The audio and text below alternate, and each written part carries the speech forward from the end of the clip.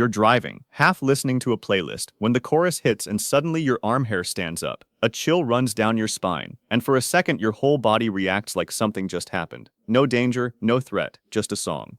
Maybe it's a key change, a vocal swell, a lyric that catches you off guard. Why would your body treat a beautiful moment in music the exact same way it treats real fear? The answer lives in tiny muscles at the base of your hair follicles and an ancient alarm system in your brain that isn't designed to tell the difference between danger and awe. So why does music give you goosebumps at all? This isn't rare, it happens to most people, and almost never at random.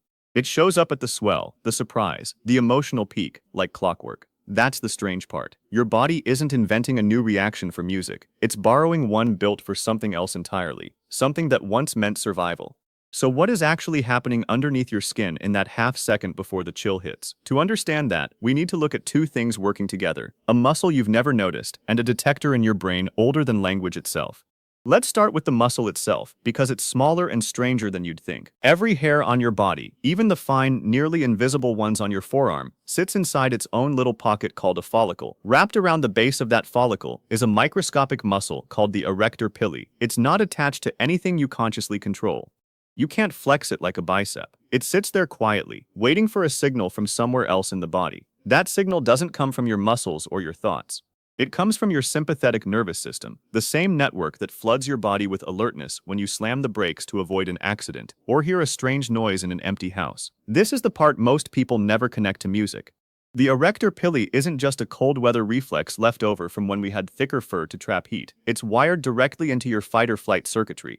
When that system fires, for any reason, one of its automatic outputs is these tiny muscles contracting all at once, pulling the hair upright and puckering the skin around it. That's the prickling sensation you feel. It's not random, it's a switch being flipped.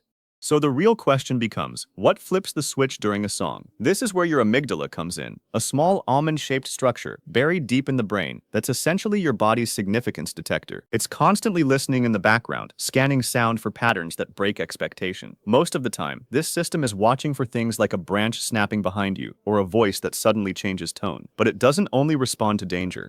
It responds to anything unexpected, anything that doesn't match the pattern your brain was predicting a half second earlier. A sudden key change, a vocal note held longer than expected, a quiet verse that explodes into a full chorus.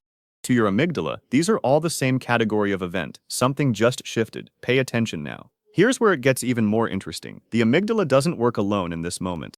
Right as it flags the unexpected sound, your brain is also running a separate process tied to anticipation and reward, driven by dopamine. Dopamine isn't just the reward chemical people talk about after the good thing happens. A large part of its role is building up right before the good thing arrives. Think about the half second before a chorus lands, when you can feel it coming but it hasn't hit yet. That gap, that stretch of almost, is exactly when dopamine surges. Your brain is essentially betting on the payoff, and the anticipation itself creates a kind of internal tension. When the chorus finally lands, or the key change resolves, that tension breaks all at once. This is the exact moment your sympathetic nervous system gets pulled into the mix. The amygdala's signal that something significant just happened, combined with the dopamine spike from anticipation resolving, adds up to enough of a jolt that your brain treats it like a body-wide alert. And one of the fastest, most automatic outputs of that alert system is the arrector pili muscles contracting in that instant, all over your arms, your neck, sometimes your scalp. That's the chill, that's the prickle running down your spine during the chorus. It isn't your imagination, and it isn't some vague poetic idea about music moving you. It's a specific physical chain reaction, sound pattern, brain flag, chemical anticipation, nervous system alert, muscle contraction, all happening in a fraction of a second. It's worth remembering this circuitry wasn't designed with concerts or headphones in mind. It evolved for a much older world, one where survival depended on reacting instantly to a rustle in tall grass or an unexpected sound in the dark. Hesitation in that kind of moment could be fatal, so the body built a system that reacts first and asks questions later. Music, with its sudden shifts and swells, accidentally speaks the same language that system was built to detect. It's not that music is dangerous. It's that the pattern of surprise looks similar enough to danger that your ancient wiring responds the same way, just without any of the actual risk attached.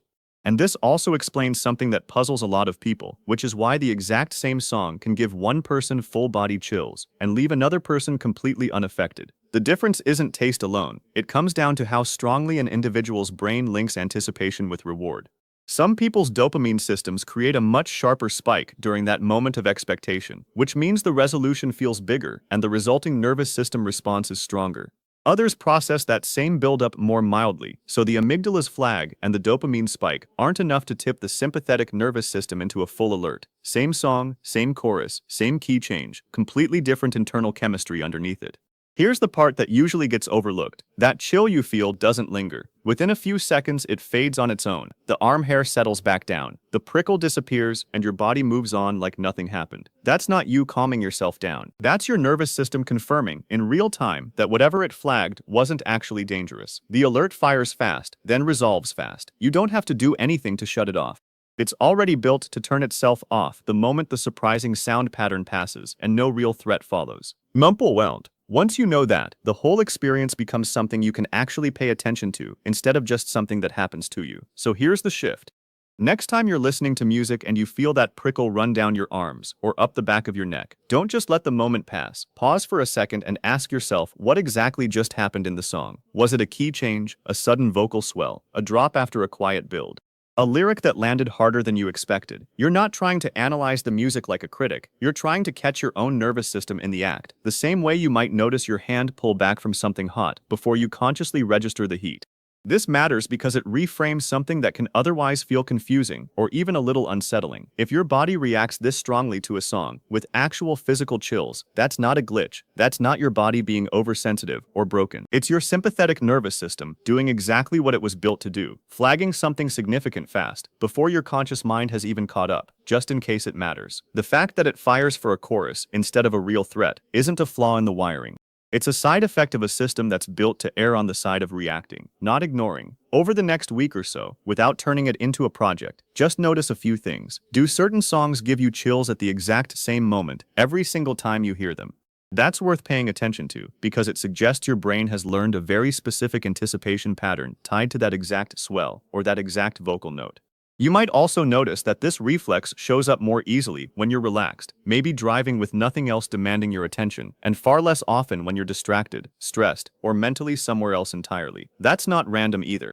It reflects how much bandwidth your amygdala and attention systems have available to actually register the surprise in the first place. A stressed, distracted brain is busy scanning for other things. A relaxed brain has more room to notice a key change and flag it as significant. None of this is about chasing the chill or trying to force it to happen on command. It's about understanding your own personal pattern of anticipation triggers, the specific sounds, swells, and moments that your nervous system has quietly decided are worth an alert. Once you start noticing them, you're not just feeling a random chill anymore. You're recognizing your own body's alarm system in action and reading its signal instead of just being surprised by it. So the next time a song gives you chills while you're driving, cooking, or half paying attention to a playlist, you'll know exactly what's happening underneath your skin. That is not magic, and it's not your body malfunctioning. It's your ancient threat detection system, briefly mistaking a beautiful moment for something worth an alert, firing the same reflex it would use for real danger, then quietly switching itself back off. And now, unlike before, you know exactly why.